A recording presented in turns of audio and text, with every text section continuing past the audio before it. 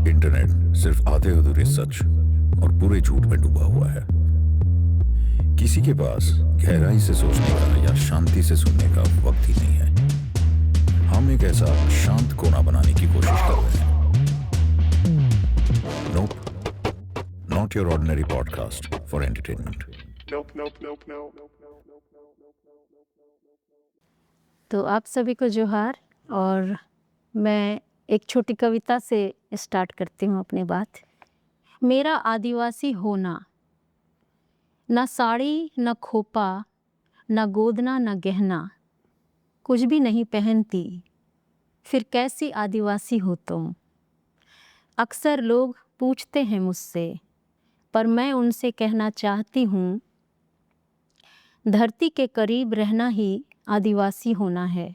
प्रकृति के साथ चलना ही आदिवासी होना है। नदी की तरह बहना और सहज रहना ही आदिवासी होना है। भीतर और बाहर हर बंधन के खिलाफ लड़ना ही आदिवासी होना है। और अपने सुंदर होने के सारे चिन्हों के साथ ज़्यादा मनुष्य होना ही आदिवासी होना है। पर किसी के मन में सिर्फ रह गया हो कोई गहना गोदना, और कोई नहीं समझ पाता है क्या होता है आदिवासी होना। तो मैं चाहती हूँ बदले समय में नए सिरे से प्रतीकों में फंस गए हर भ्रम को तोड़ देना। इसी आदिवासियत के साथ बचा रह सकता है धरती पर किसी का आदिवासी होना। क्या बात है। आदिवासी इतिहास से हमें क्या सीखना चाहिए या हम क्या सीख सकते हैं? जब हम आदिवासी की बात करते हैं तो मुझे लगता है बहुत आपको थोड़ा और पीछे जाके देखना पड़ेगा। और आप जब इतिहास को हम देखेंगे तो आप पाएंगे कि ये जो देश है वो आदिवासी मूलवासियों का ही देश है। सभ्यता के साथ जैसे हम आगे बढ़े हैं, अभी भी हमारे भीतर वो आदिवासियत का जो गुण है वो हमारे भीतर से, इस देश के भीतर से वो गया नहीं है। जैसे जैसे एक नए जीवन दर्शन को लोगों के बीच में लाने की कोशिश हो रही है, तो वही जो हमारे भीतर जो आदिवासियत है उसी जीवन दर्शन की तरफ ही लोग पलट के जाते हैं। और उसी का संघर्ष पूरे देश में हर बदले बदले काल में हम देखते हैं। तो मैं जैसे देख रही थी, जब मैं दूसरी पीढ़ी हूँ जो मैंने थोड़ा पढ़ाई किया, और मेरे माता पिता जो थे वो मैट्रिक तक पढ़ाई करके कहीं ना कहीं काम तलाश रहे थे। मैं अपनी जड़ें ढूंढ रही थी कि क्या है आदिवासी, आदिवासी होना क्या है, आदिवासियों का इतिहास क्या है। तो जब बहुत पीछे जाके हम जाके देखते हैं, तो अगर आप सरकारी भाषा में जनजातीय भी कहें, तो इस देश में उसी आदिवासी होने से राजतंत्र की तरफ भी लोग आगे बढ़े हैं। तो स्टार्टिंग में क्या गुण था और अभी भी वो है कि स्वशासन व्यवस्था को लोग बहुत महत्व देते हैं। और आज भी जो आदिवासी जंगल पहाड़ों की तरफ चले गए हैं तो वहाँ पे यही व्यवस्था हम पाते हैं। तो जब यहाँ पे हर जगह गण और संघ में लोग इसी व्यवस्था में, स्वशासन की व्यवस्था में लोग जब रह रहे थे, और जब राज्यों का उदय भी हो रहा था, तो इसी जो स्वशासन की व्यवस्था है उसको तोड़ने के लिए एक ऐसा हायरार्की का सिस्टम भी लाने की कोशिश हो रही थी जो जिसमें ऊंच नीच हो, और कुछ लोग बहुत ताकतवर रहें और अपने ही लोगों को वो लूटने का एक कल्चर भी आ रहा था। और यही इसी काल को महात्मा बुद्ध भी देख रहे थे कि जहाँ भी गण का जो एक व्यवस्था था वो पूरे के पूरे लोगों को संहार करके एक नया सिस्टम, राजतंत्र की व्यवस्था आ रही थी। और महात्मा बुद्ध ने भी अपने जीवन काल में वो इतना संहार और इतना दुख देख के वो नया ही रास्ता वो ढूंढने की तरफ जा रहे थे। लेकिन फिर भी उनके मन में जो आदिवासियों का जो गुण है उसके प्रति उनका बहुत आकर्षण था। इसलिए उन्होंने जो भी सिस्टम बनाया, आप देखेंगे कि आज जो आदिवासी जी रहे हैं उनमें वही सिस्टम उनके समय में भी वो उन्हीं चीज़ों को अपने संग में लाने की वो कोशिश कर रहे थे। तो उसी समय से जो ये चलता आ रहा है, और ये एक दौर था जब स्वशासन की व्यवस्था में, जहाँ कलेक्टिव लोग अपना शासन कर सकते हैं या आपस में मिल के किस तरीके का व्यवस्था चाहते हैं वो डिसाइड कर सकते हैं। और ज़्यादातर जो जीवित चीज़ें हैं, नदी है, पहाड़ है, जंगल है, लोग हैं, उनके साथ में रहना उन लोगों को पसंद था। वो एक अवधारणा जो ईश्वर का अवधारणा है या धर्म की अवधारणा है, इसमें ज़्यादा वो पढ़ नहीं रहे थे। तो बाद के समय में जो अवधारणा आया, वो यही हायरार्की को मेंटेन करने के लिए फिर इसको आप कैसे और इस्टेब्लिश करेंगे, कैसे मजबूत करेंगे। तो फिर ईश्वर का और एक धर्म का और ये पूरा अवधारणा लेके वो आ रहे थे। तो मुझे लगता है वो हम उस समय से आज तक का जो लड़ाई का दौर है, वो एक जीवन दर्शन, जब इंसान को देखते हैं, पेड़ को देखते हैं, पौधों को देखते हैं, नदी को देखते हैं, जो भी हमें दिखता है, और सबको आप एक रिस्पेक्ट के साथ में हम कैसे जीने के कोई व्यवस्था करें, उसका जो एक दर्शन था लोक का और लोगों का और आदिवासियत का एक जो दर्शन था, वो हायरार्की की ओर जा रहा था, जिसमें कि हर कोई पावर में आने के लिए, एक राजा का पुत्र अपने पिता की हत्या कर रहा है, फिर उसका पुत्र उसकी हत्या कर रहा है, ये सिलसिला शुरू हुआ। तो ये दो जीवन दर्शन का जो लड़ाई है, जीने का शैली का जो लड़ाई है, वो लड़ाई आज के समय में भी नए रूपों में हम देख रहे हैं। और आज जो आदिवासी, जो भी हमें अनुसूची में डाला गया है, उनको आदिवासी या जनजाति कह रहे हैं, तो उन्होंने वही जीवन दर्शन को बचा के रखा है, सेल्फ रूल का जीवन दर्शन को और वो सिस्टम को बचा के रखा है। और आज भी वही लड़ाई है कि यही लोग सबसे बड़े बाधक हैं। ये हायरार्की का एक ढांचा जो हम इस देश में लाना चाह रहे हैं, उसके यही लोग सबसे बड़े बाधक हैं। तो अभी इनको कैसे ख़त्म करें, उसके लिए एक स्ट्रॉन्ग नैरेटिव सत्ता की ओर से आता है कि ये विकास के बाधक हैं, एंटी डेवलपमेंट हैं, देशद्रोही हैं और नक्सली हैं। और मुझे ऐसा लगता है कि इस देश में लोग जो विकास की गति में आगे गए हैं, वो खुद ही इस देश को ठीक से नहीं समझते हैं, ना उसका इतिहास ठीक से जानते हैं। कोई भी इस देश में ना कश्मीर को ठीक से जानता है, ना नॉर्थ ईस्ट को ठीक से जानता है, ना साउथ के बारे ठीक से जानता है। तो जिनके पास भी पावर है, सत्ता है, वो जो नैरेटिव देती है, उसी में लोग घूमते हैं। और मुझे लगता है ये देश बियॉन्ड वर्ड्स, जब आप देखेंगे, बियॉन्ड वर्ड्स जाएंगे, तो आपको देश थोड़ा फील होगा, क्योंकि इतने सारे लोग हैं जो कम भी पढ़े लिखे हैं। ऐसे नहीं है कि वो महसूस नहीं करते हैं, वो बियॉन्ड वर्ड्स बहुत सारी चीज़ों को वो महसूस करते हैं, और वो अपनी वो चीज़ों के बारे बता भी सकते हैं। देश को जब महसूस करना होगा है, तो मुझे लगता है आपको बियॉन्ड नैरेटिव, बियॉन्ड वर्ड्स आपको जाना पड़ेगा। तो आपको महसूस होगा कि ये इतना ब्यूटीफुल कंट्री हो सकता है, जिसको एक ढांचे के भीतर में लाने के लिए, एक हायरार्की के भीतर लाने के लिए आप अभी से नहीं, जो काल बाय काल जो लड़ाई चल रहा है, और आज उसके तरीके बदल गए हैं, लेकिन मकसद वही है। उससे हम उस ढांचे में लाने के लिए जो लड़ाई है, उसमें हम जो इस देश में जो आदिवासियों का गुण हो सकता है, इस देश का गुण हो सकता है, उसको हम कितना ख़त्म करेंगे।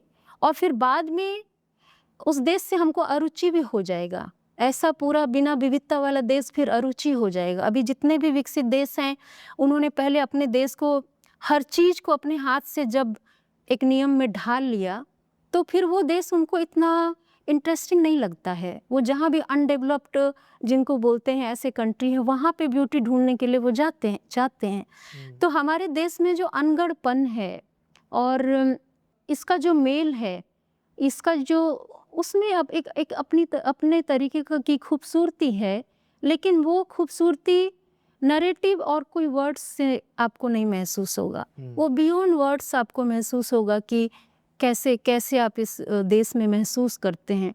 मुझे लगता है कि और इस देश में इस नरेटिव से बाहर सत्ता जो नरेटिव आदिवासियों के लिए गढ़ती है, उसके बाहर जाके इस देश को और इसका आदिवासीपन जो है उसको महसूस करने से आपको महसूस होगा आज जो सत्ता के खिलाफ में, उसके नैरेटिव के खिलाफ में जो भी संघर्ष या लड़ाई चल रहा है, वास्तव में वो आदिवासी जीवन दर्शन का लड़ाई है।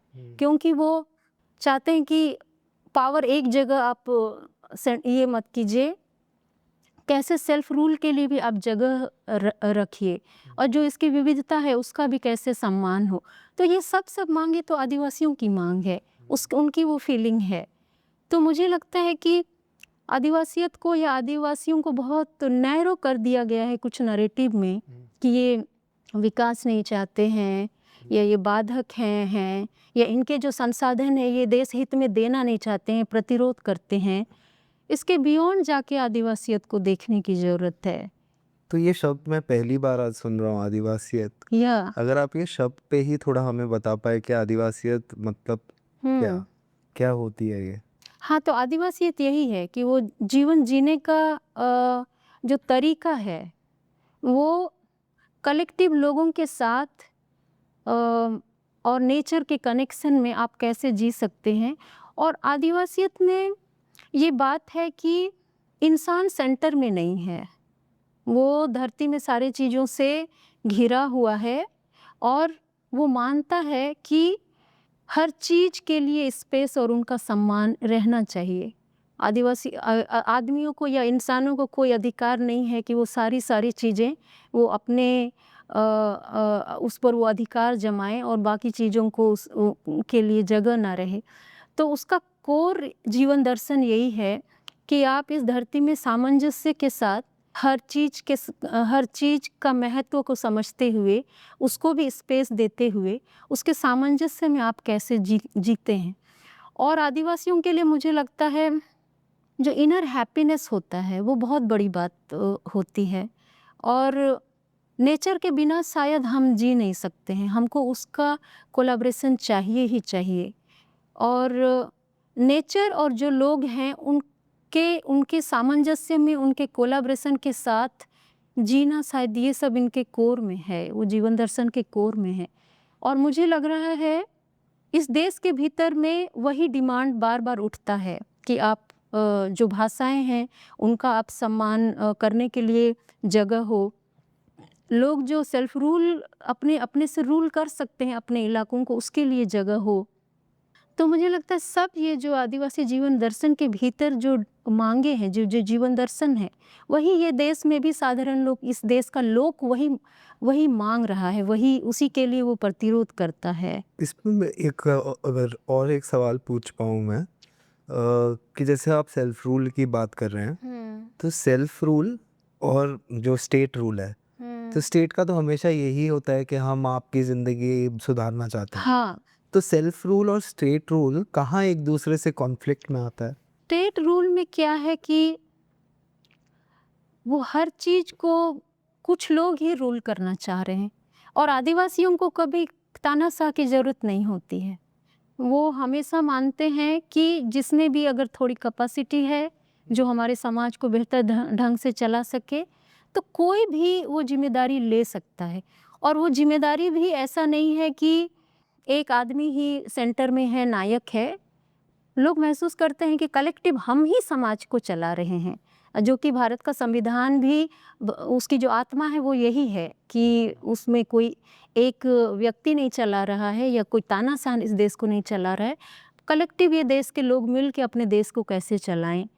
तो सेल्फ गवर्नेंस की बात जब आदिवासी करते हैं तो उसका वही है कि हम आपस में मिल के भी अपने इलाके को, अपने राज्य को, देश को हम चला सकते हैं। और लोगों को शायद इस देश में मालूम नहीं होगा कि बहुत यहाँ पे आदिवासी राजा भी हुए, लेकिन वो कभी राजा के जैसे वो दिखते नहीं थे। अभी भी जो आदिवासी इलाकों में एक सिस्टम है, आदिवासियों का अपना सेल्फ गवर्नेंस का जो सिस्टम है, उसमें वो मिल के अपना कोई राजा चुनते हैं, लेकिन वो आपको राजा की तरह नहीं लगेगा, वो भी खेत में काम कर रहा है, वो भी ऐसे ही साधारण दिखता है जैसे सब दिखते हैं, लेकिन लोगों ने कलेक्टिव मिलके उसको बनाया है कि कुछ हम जब कुछ जिम्मेदारियां आप लेंगे ऐसा करके। तो ये सिस्टम अभी भी गाँव में वो है, और अभी भी झारखंड, उड़ीसा, छत्तीसगढ़ इन इलाकों में जो सेल्फ गवर्नेंस के लिए लोग जो मांग करते हैं कि हमें बाधित ना करें, तो वो इसी तरीके का अपने ढांचे में जीने के लिए मांग करते हैं। तो आदिवासी बहुत ऐसे दिखाई पड़ते हैं, जैसे ये जो एक ब्राह्मणिकल ढांचा है उसको ये कभी भी एक्सेप्ट नहीं करते हैं, तो वो सबसे बड़े बाधक दिखाई पड़ते हैं वन नेशन, वन रिलीजन, उसके रास्ते में। और मुझे लगता है कि आदिवासियों के भीतर में डीप डाउन ये चेतना में ये स्ट्रांग बैठा हुआ है कि हम जो जीवन दर्शन है उसमें गुलामी में हम नहीं जीना चाहते हैं, और एक ढांचा जो आपको गुलाम बनाता है वो ढांचा ये समाज के लिए अच्छा नहीं है। तो वो चाहे पढ़े लिखे रहे या पढ़े लिखे हो, वो निश्चित रूप से प्रतिरोध करेंगे। तो पूरे आदिवासी बेल्ट में आप देखेंगे प्रतिरोध का एक तो स्पिरिट है, वो बहुत स्ट्रांग रहता है। तो उसका एक काट निकाला गया है जब ये देखा गया कि सारे के सारे आदिवासियों का आप संहार नहीं कर सकते हैं। बहुत पहले ये सब हुआ है इस देश में। अगर आप जनगणना भी देखेंगे, जब से इस देश में 1971-72 का जनगणना, उसको एक विश्वसनीय वहाँ से स्टार्टिंग होता है जनगणना, तो आप देखेंगे कि पूरे भारत में कितना इलाके जो ये ब्रिटिश के अधीन थे, उनकी जनसंख्या करीबन 18 करोड़ 60 लाख कुछ थी, और जो कुछ सामंती राजा भी थे उनके अधीन भी 5 करोड़ कुछ 40 लाख लोग थे।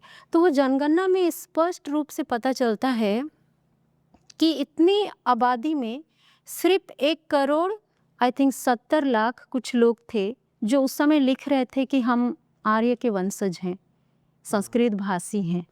1 करोड़ 80 लाख लोग होंगे जो जंगल पहाड़ों में वो भाग करके वहाँ पे जाके सेटल हो गए थे। और एक बड़ी जो आबादी थी 11 करोड़ से भी ज़्यादा, तो उनका पता नहीं चल रहा था कि ये लोग हैं कौन। तो ये पूरे आदिवासियों के जो वंशज हैं और मिक्स जो हुए हैं, वो इतनी बड़ी आबादी थी। तो अभी भी आप देखिएगा कि इतने संख्या में कौन एग्जैक्टली क्या है वो पता नहीं चलता है। तो किसी को आप कुछ भी ये में डाल दिए हैं कि ठीक है ये पिछड़ा वर्ग है, बट वो क्या है मालूम नहीं है। तो आप स्पष्ट रूप से जब 1871-72 के समय में लिखा जा रहा था कि 1 करोड़ 80 लोग ही इस देश में आर्य के वंशज हैं और संस्कृत भाषी हैं, तो वो इतना छोटा सा तबका इस देश को, पूरे देश को उस ढांचे में लाने के लिए आप पूरी ताकत लगा रहे हैं। और नीचे में चूंकि अब सारे लोगों का संहार आप कर नहीं सकते हैं, तो इतनी बड़ी आबादी को आप आपस में एक दूसरे से लड़वा रहे हैं। उसी ढांचे के तहत ये मानसिकता भी बन गया है कि आपको चूंकि एक तो पूरा देश भी नहीं समझ में आता है, और विदेश जाने का तो हमारा ताकत नहीं है, कोई भी आदिवासी दलित इतना तेजी से विदेश तो भाग नहीं सकता है। तो जो प्रिविलेज क्लास है और कास्ट है, उनके तो हमेशा 2 पाँव विदेश में भी और इस देश में भी रहता है, बट यहाँ के जो मूल लोग हैं वो यहीं रह जाएंगे, कोई भी परिस्थिति होगा वो यहीं पे रहेंगे। उनको आप आपस में बांट के रखने के लिए, वो आपस में लड़वा के इतना वीक कीजिए कि वो कभी भी ये जो इतना थोड़ा सा तबका है जो रूल कर रहा है उसके खिलाफ में वो कभी भी नहीं जा सकते। तो आदिवासी इलाकों में जो स्ट्रॉन्ग ये जो प्रतिरोध का कल्चर है, ये सारे लोगों को तो अभी ख़त्म नहीं कर सकते हैं। तो आरएसएस ने एक अच्छा रास्ता अपनाया कि हम कैसे इन लोगों के बीच जाके इनका फीलिंग क्या है, इनकी ज़रूरतें क्या है, उसको हम कैसे टच करें। और उन्होंने वो किया, बहुत धीरे धीरे किया। और ये तब शुरू हुआ जब बाबा साहेब आम्बेडकर के समय में झारखंड से एक जयपाल सिंह मुंडा भी थे। तो उनको कोई परिवार ने इंग्लैंड वो ले गए थे, वहाँ उन्होंने ऑक्सफोर्ड में पढ़ाई किया था, और जब वहाँ से वो आदिवासी समाज को देख पा रहे थे तो वो वापस लौट के आए और उन्होंने झारखंड में राजनीतिक और सांस्कृतिक राजनीतिक चेतना जगाने का वो काम कर रहे थे, तब एक डर पैदा हुआ कि इस तरीके से अगर राजनीतिक और सांस्कृतिक चेतना के साथ लोग अगर संगठित होंगे तो इनको नियंत्रित करना कठिन हो जाएगा। तो इन्होंने उसका काट निकाला कि इनको आपस में कैसे लड़वाएं। तो उसी समय से जो आदिवासियों की परिभाषा ऐसे गढ़ी गई कि जिन्होंने अपना धर्म परिवर्तन कर लिया है या क्रिश्चियनिटी की तरफ चले गए हैं और जो स्टिल नेचर वर्शिपर हैं, कि ये जो क्रिश्चियन हो गए हैं, ये आपके शोषक हैं। तो उस समय से जो एक संघर्ष आदिवासियों के भीतर भी लाया गया, वो अभी और गहरा होता जा रहा है। तो आप जब ये पूरे इतिहास को मिला के और वर्तमान का जो सिनेरियो है, इसको पूरा मिला के जब आप देखेंगे तो बांटने का सेम तरीका है, लोगों को ख़त्म करने के लिए सेम नैरेटिव है, और वो सिर्फ इसलिए है कि वो हायरार्की का जो ढांचा है उसको कैसे देश में इस्टेब्लिश किया जाए, उसको कैसे बना के रखा जाए, और ये पूरा ढांचा आदिवासियत के खिलाफ है। जैसे आरएसएस आदिवासी कल्चर को हिंदू कल्चर के अंदर ले हाँ, आना चाहता है, हाँ, और एक को दूसरे से लड़ाना हाँ। उनकी मोनोपोली है जैसे। बट ऐसे समय में आप जैसे आप ट्रैवल करती है, आप एक जगह से दूसरी जगह जाती हैं, तो लोगों का क्या रुझाव है और आप की तरफ वो क्या बात करते हैं या आप उनसे क्या बात करते हैं, उनका क्या पॉइंट ऑफ व्यू है आरएसएस की तरफ, या ये one nation one language one? आदिवासी बहुत हेल्पलेस फील करते हैं, क्योंकि एक तो बहुत लेट आधुनिक शिक्षा भी स्टार्ट हुआ है। तो ये पूरे देश में ये ब्राह्मणिकल सिस्टम को समझना भी नई पीढ़ी के लिए बहुत मुश्किल रहता है, और उसके तौर तरीके इतने चेंजेस हुए हैं कि वो ऐसे खतरनाक नहीं लगते हैं। वो आपके पास आके रहेंगे, आपके साथ जिएंगे, काम करेंगे, तो लगेगा कि ठीक है, दिल के तो अच्छे ही लोग हैं और हमारा भला भी चाह रहे हैं। तो बहुत सारे लोग उधर गए हैं उनके साथ, और बहुत सारे दंगों में आदिवासियों ने उनका साथ दिया है। कुछ दंगों में भी डॉक्टर राम पुनियानी की किताब में वो जिक्र मिलता है कि कैसे झारखंड के आदिवासी भी उसमें शामिल रहे हैं। तो आप देखिए, उनका हित चाहने के लिए आरएसएस कैसे दंगों में आदिवासियों का भी इस्तेमाल कर रही है। और जैसे जैसे लोग पढ़ रहे हैं, थोड़ा इस देश की राजनीति को और देश को की जो व्यवस्था है उसको समझ रहे हैं, ये सब चीज़ों को समझने के बावजूद आई थिंक बहुत अभी बटे हुए हैं, और जो गाँव में जो आदिवासी हैं वो बहुत हेल्पलेस भी फील करते हैं कि वो किधर जाएंगे। एक टाइम था एडुकेशन के साथ बहुत सारे आदिवासी क्रिश्चियनिटी की तरफ गए, क्योंकि वो एक दौर था कि जब उनको शिक्षा मिल रही थी और वो नौकरियों में भी जा रहे थे और अपने इलाकों से भी बाहर आ रहे थे, तो वहाँ गए। लेकिन उस शिक्षा में भी आदिवासियत क्या है वो बात नहीं थी। तो उनका भी मकसद यही था कि आदिवासियों के इसी देश के ब्राह्मणिकल ढांचे में हम कैसे ला सकें। लेकिन जैसे जैसे लोग पढ़ रहे हैं, हम लोग पढ़ रहे हैं, तो ये देख पा रहे हैं कि ये पूरा ढांचा कैसे आदिवासियत के खिलाफ है और इसकी लड़ाई पीढ़ी दर पीढ़ी कैसे वो चल रही है। तो फिर से लोग वही बातें वो कर रहे हैं, लेकिन स्टिल मुझे लगता है अभी भी समझने की कोशिश कर रहे हैं और बहुत बिखरे भी हुए हैं। इस पे एक और सवाल लोग पूछते हैं हमेशा कि देश का हित आदिवासियों का हित नहीं है क्या, और अगर नहीं है तो आदिवासियों का हित में क्या है?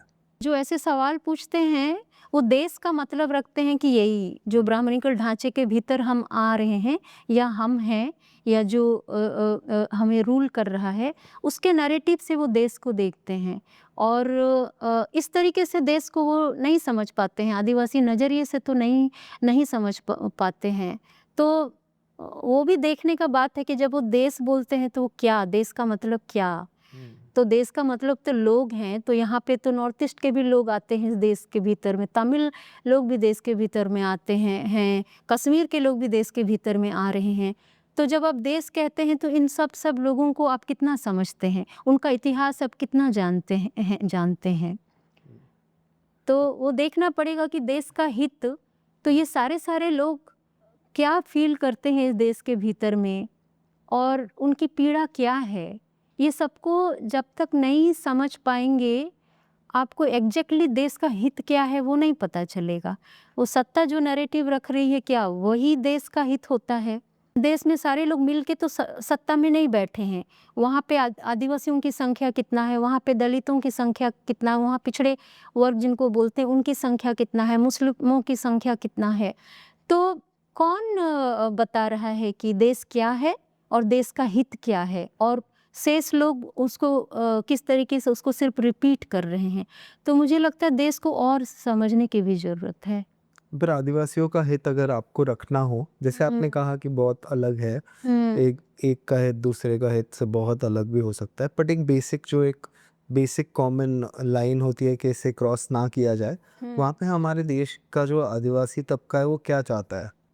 जो भी आज के समय में विकास का जो भी परिभाषा है, तो आदिवासी समाज अपना जड़ जमीन से भी जुड़ा रह के ये आधुनिकता और आदिवासियत ये दोनों को नए तरीके से कैसे इसकी परिकल्पना कर पाएं, आदिवासी ये चाहते हैं। आदिवासी ये भी नहीं चाहते हैं कि आप विकास क्रम में ऐसे आगे जा रहे हैं कि आप हवा पानी पेड़ पौधा इसकी आपको कोई परवाह नहीं, कोई चिंता नहीं, ऐसे तो हम नहीं जी सकते हैं और इस तरीके का विकास हम नहीं चाहते हैं। बहुत अच्छा एग्जाम्पल होगा कि हम आई थिंक किसी पेड़ की तरह विकास चाहते हैं जो अपना उसकी जिसकी जड़ें भी हैं और जो आकाश में भी वो फैल सकता है। बिना जड़ वाला पेड़ भी होना, ऐसा विकास भी आदिवासी नहीं चाहते हैं, और हवा में लटका हुआ ऐसा पेड़ ऐसा नहीं चाहते हैं, जिसकी जड़ें हो और वो आगे भी बढ़ पाए। तो इस तरीके का विकास का कल्पना आदिवासी करते हैं, और जिसमें नेचर के साथ साथ इंसान और नेचर का सम्मान हो। और जो एक बहुत ही यंग जनरेशन है जो अभी के सोसाइटी और अभी के एजुकेशन सिस्टम में है, जो भी आदिवासी आइडेंटिटी से आते हैं, उनके भी कुछ एस्पिरेशंस है जो वो पूरा करने शहरों की तरफ निकल जाते हैं। जब हम गांव में रहते हैं तो हमें ऐसे लगता है कि शहर भी जाना चाहिए, देखना चाहिए, लेकिन काम की तलाश में खासकर लोग जाते हैं, और जब जाते हैं तो वो महसूस करते हैं कि हमारा आदिवासी इलाका तो इनसे बहुत बेहतर है। तो और यहाँ पे तो लोग एक दूसरे का रिस्पेक्ट भी नहीं करते हैं। मतलब यहाँ पे पानी खरीद के पीना पड़ रहा है, और एक तबका है जो बहुत आकाश में ऊंचाई पे हैं, और एक तबका है कि जो तो ऐसे झुग्गी झोपड़ी में है। तो उनको लगता है कि एटलीस्ट हम अपने इलाके में रिस्पेक्ट से तो रहते हैं कि जो भी अनाज है वो साल भर का हो जाता है तो हम आराम से खा सकते हैं, और कुछ भी जंगल से मिलता है वो सब शेयरिंग भी करते हैं। तो वहाँ पे एक कल्चर है कि जिसके पास भी थोड़ा भी अधिक है, अगर खुद ही खाते रहें और खुद ही का बिल्डिंग ऊंचा करते रहें, वैसा जीवन बहुत थोड़ा लोग शर्मिंदगी महसूस करते हैं। तो अगर उस समुदाय में है तो हर कोई जिसके पास भी अधिक है वो चाहता है कि जिसके पास भी कम है कैसे हम उसको संभाल लें। तो मैं जैसे गांव में रहती हूँ तो कभी कभी मैं बोलती हूँ कि कभी कभी मैं ऐसा सोचती हूँ कि किसी और का भी इतना लोड लेने का क्या ज़रूरत है। तो तुरंत लोग मैं देखती हूँ वो उनके बोली में ही आता है कि हमारा समुदाय ऐसे नहीं चलता है, वो तुम्हारे शहर में होता होगा, हमारे यहाँ ऐसे ही सबको केयर करते हुए ही हम साथ में आगे जा सकते हैं। तो हर सीजन में अगर मछली मारेंगे और वो ज़्यादा लाए तो वो आसपास वो शेयरिंग करेंगे, खेत में अगर अनाज ज़्यादा है तो भी वो शेयरिंग करेंगे। तो आई थिंक वो साझेदारी के साथ में कोई समाज कैसे बढ़ सकता है, उसका वो कल्चर है। और ये इतना महत्वपूर्ण मैं इसको इसलिए मानती हूँ कि ये जो ब्राह्मणिकल ढांचे में जिस ढांचे में पूरे देश को लाने की कोशिश हो रही है, यहाँ पे आप अनाज कम है इसके लिए नहीं मरेंगे, भूख से इससे नहीं मरेंगे, आपके पास बहुत ज़्यादा है, आप इतनी संपन्नता के बीच भी आप इसलिए मरेंगे क्योंकि आपके समाज में वो साझेदारी और शेयरिंग का कल्चर नहीं है। आदिवासी समाज में मैं देखती हूँ, मेरी नानी और मेरी माँ बताती थी कि जो अकाल का जब टाइम था और बंगाल में इतने लोग भूख से मर रहे थे, तो आदिवासी इलाकों में, जंगलों में लोग जो भी जंगल से मिल रहा था, महुआ मिल रहा था, केंदू मिल रहा था, ये सब वो खाने के लिए इस्तेमाल कर रहे थे और सब एक दूसरे को साझा कर रहे थे। तो मेरी माँ बताती है कि इतने अकाल के समय में भी जंगलों में लोग बच गए क्योंकि उनके पास एक दूसरे को संभालने का कल्चर है। लेकिन जो आज के समय में जो हम इस जो समाज देख रहे हैं, वहाँ पे अनाज की कमी के कारण नहीं मरेंगे लोग। वो समाज में जो भ्रष्टाचार है, और वो ऐसा भ्रष्टाचार है कि किसी और को हम केयर नहीं करना है और हमको अपनी ही 7 पीढ़ी के लिए जमा करना है। उस कल्चर में आपके पास सब चीज़ ज़्यादा रहेगा, फिर भी आप भूख से मरेंगे, बीमारी से मरेंगे, आप एक दूसरे आप अपने ही सिस्टम के हाथ से आप मरेंगे। तो ऐसा सिस्टम कैसे देश हित में कैसे हो सकता है? बट जैसे अब जो हम लास्ट 10-11 साल से तो एक अलग ही पॉलिटिकल जो विल है वो लगाया जा रहा है। जैसे आपने भी कहा कि आदिवासियों को देखा जाता है कि डेवलपमेंट के बीच में आ रहे हैं, बट डेवलपमेंट के बीच में कोई नहीं आ रहा है, लोग अपनी जगह बचाने की कोशिश कर रहे हैं। जैसे अगर आप कोई बिल्डिंग कॉम्प्लेक्स में रहते हैं तो बाहर गेट लगाते हैं, ताला लगाते हैं, तो आदिवासी भी जहाँ रहते हैं वहाँ गेट और ताला लगाने की कोशिश कर रहे हैं। हाँ, हाँ। तो इसमें गलत क्या है? मैं एक कविता पढ़ती हूँ क्योंकि आप वो बात कह रहे हैं। मैं देश हित में क्या सोचता हूँ। मैं एक साधारण सा आदमी हूँ, व्यवसाय करता हूँ, रोज़ अपने फ्लैट से निकलता हूँ और देर रात फ्लैट में घुसता हूँ। बाहर पहरा बिठाए रखता हूँ, टीवी देखता हुआ सोचता हूँ, कश्मीर में सभी भारतीय क्यों घुस नहीं सकते। अच्छा हुआ सरकार ने 370 हटा दिया और ये आदिवासी इलाके ये क्या बाहरी भीतरी लगाए रहते हैं। यहाँ भी सभी भारतीय क्यों घुस नहीं सकते। यहाँ भी सभी भारतीय क्यों बस नहीं सकते। मैं तो दलितों को जाहिल और आदिवासियों को जानवर समझता हूँ, मुस्लिम और ईसाई को देशद्रोही, और इस देश से इन सब की सफाई चाहता हूँ। मैंने कभी जीवन में गांव नहीं देखे, बस्ती नहीं देखी, झुग्गियाँ नहीं देखी, जंगल नहीं देखे। मैं किसी को भी ठीक से जानता नहीं, मुट्ठी भर लोगों को जानता पहचानता हूँ जिन्हें मैं भारतीय मानता हूँ और चाहता हूँ वे भारतीय हर जगह घुसें और सारे संसाधनों पर कब्जा करें। देश हित में यही सोचता हुआ अपने फ्लैट में घुसता हूँ, बाहर पहरा बिठाए रखता हूँ। मेरे सुकून और स्वतंत्रता में दखल देने यहाँ कोई घुस ना पाए, इस बात का पूरा ध्यान रखता हूँ। बिल्कुल, तो बहुत ही बढ़िया कविता है ये, दिखाने के लिए कि आप क्या जी रहे हैं और क्या सोच रहे हैं। और वो बट एक शहरीकरण हर जगह का हो, मतलब जैसे लोग कहते हैं ना कि होना ही है, आज नहीं तो कल होना ही है। इसका भी एक रास्ता है। बहुत सारे देशों में मैं देख रही हूँ कि इतने पहाड़ वाले इलाके में भी कोई शहर बसा हुआ है और इतने जंगल वाले इलाके में भी कोई शहर बसा हुआ है। अभी मैं ब्राज़ील और चिले में भी थी, तो एक इतना पूरा पहाड़ी इलाका में भी आप बहुत खूबसूरती से लोगों की क्या ज़रूरतें हैं उसको भी ध्यान में रखते हुए आप विकास कर सकते हैं। ऐसा नहीं है कि सारे विकास का एक ही चेहरा होना चाहिए, वो रंगीन भी हो सकता है, रंग बिरंगा भी हो सकता है। वहाँ पे कंक्रीट और फूल भी एक साथ वो रह सकते हैं, ऐसा भी कोई विकास हो सकता है। तो आदिवासी ऐसे ही विकास की कल्पना करते हैं जिसमें अति विकास के कारण आप बहुत सारी चीज़ों को ध्वस्त भी ना करें, क्रिएटिवली भी कोई विकास हो सकता है। उसके लिए थोड़ा इमेजिनेशन चाहिए और ये हायरार्की वाले जो पावर हमको जमा करना है और तानाशाही वाले में आपकी जो कल्पना शक्ति है वो चली जाती है और कल्पना शक्ति नहीं होने की वजह से आप बहुत हिंसक रहते हैं और वो हिंसक इसलिए रहते हैं क्योंकि आप बहुत डरे हुए रहते हैं और वो ऐसा डर वाला जो डर के साथ जब आप रूल करते हैं तो आप लोगों को भी ध्यान से सुन नहीं सकते हैं कि वो विकास के क्या क्या और रास्ते दिखा रहे हैं। ऐसा भी विकास हो सकता है ब्यूटीफुली। तो वो जो एक ही नज़रिया है विकास का, मुझे लगता है उसमें भी थोड़ा देखने का भी ज़रूरत है। और जब इस देश में लोगों को सुनेंगे तो आपको बहुत रास्ते मिलेंगे, क्योंकि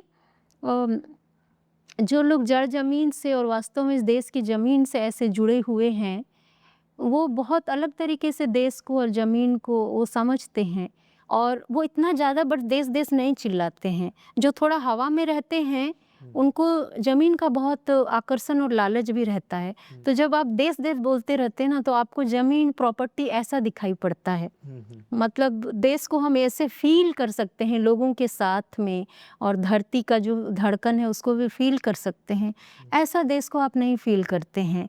तो ये एक डर, और फिर डर के साथ ये अधिकार जमाने और कब्जा करने वाले भाव, ऐसे शासन से जब आप बाहर निकलेंगे तभी आप बहुत एक तो बेहतर समाज का भी सपना देख पाएंगे, और विकास के भी क्या क्या परिभाषा हो सकते हैं वो भी देख पाएंगे। तो अभी के शासन में क्या हो रहा है, कोई भी नई बात आपको बताने की कोशिश कर रहा है, आप इतना ब्लॉक हैं, सुन नहीं सकते हैं। तो सिर्फ सीधा नैरेटिव लाइए और सबको ख़त्म कीजिए या अपने में मिक्स कीजिए। तो इस तरीके से चल रहा है, और मुझे लगता है इस देश में जो आदिवासीपन है वो हमेशा रिवोल्ट करेगा, वो हमेशा प्रतिरोध करेगा, और ऐसे ही कोई दुनिया का सपना देखते हुए वो मांग करेगा। बिल्कुल। अगर आप बुरा ना माने तो आपसे मैं एक आध और कविताएं जरूर। चाहूँगा आप पढ़ें। मैं एक सुना रही हूँ। नदी, पहाड़ और बाजार, गांव में वो दिन था एतवार, मैं नन्ही पीढ़ी का हाथ थाम निकल गई बाजार। सूखे दरख्तों के बीच देख एक पतली पगडंडी, मैंने नन्ही पीढ़ी से कहा, देखो यही थी कभी गांव की नदी। आगे देख जमीन पर बड़ी सी दरार, मैंने कहा इसी में समा गए सारे पहाड़। अचानक वो सहम के लिपट गई मुझसे, सामने दूर तक फैला था भयावह कब्रिस्तान। मैंने कहा, देख रही हो इसे, यही थे कभी तुम्हारे पूर्वजों के खलिहान। नन्ही पीढ़ी दौड़ी, हम आ गए बाजार, क्या क्या लेना है पूछने लगा दुकानदार। भैया थोड़ी बारिश, थोड़ी गीली मिट्टी, एक बोतल नदी, वो डिब्बा बंद पहाड़, उधर दीवार पर टंगी एक प्रकृति भी दे दो। और ये बारिश इतनी महंगी क्यों? दुकानदार बोला, ये नमी यहाँ की नहीं, दूसरे ग्रह से आई है, मंदी है, छटाक भर मंगाई है। पैसे निकालने साड़ी की कोर टटोली, चौंकी, देखा आंचल की गांठ में रुपयों की जगह पूरा वजूद मुड़ा पड़ा था। मैं और एक दो सुनाती हूँ। जहाँ कुछ नहीं पहुँचता, पहाड़ पर लोग पहाड़ का पानी पीते हैं, सरकार का पानी वहाँ तक नहीं पहुँचता। मातृभाषा में कोई स्कूल नहीं पहुँचता, अस्पताल में कोई डॉक्टर नहीं पहुँचता, बिजली नहीं पहुँचती, इंटरनेट नहीं पहुँचता, वहाँ कुछ भी नहीं पहुँचता। साहब, जहाँ कुछ भी नहीं पहुँचता, वहाँ धर्म और गाय के नाम पर आदमी की हत्या के लिए इतना जहर कैसे पहुँचता है। एक छोटी कविता है, इंतज़ार। वे हमारे सभ्य होने के इंतज़ार में हैं, वे हमारे सभ्य होने के इंतज़ार में हैं, और हम उनके मनुष्य होने के। बहुत ही बढ़िया। थैंक यू सो मच अपना समय देने के लिए। Thank you. बहुत कुछ आपसे सीखने मिला आदिवासियत के बारे में। Thank you. Thank you.